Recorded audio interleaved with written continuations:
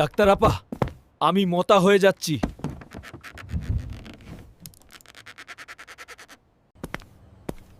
হ্যাঁ, আপনি রাত্রে রুটি কোত খান? বেশি খাই না। 40টা।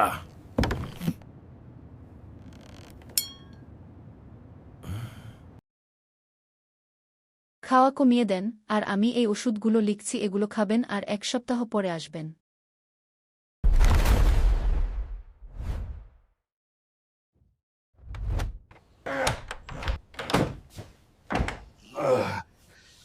আমি আরো মোটা হয়ে গেছি।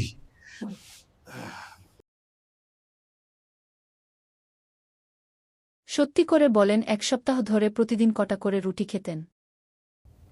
39টা করা প্রতিদিন।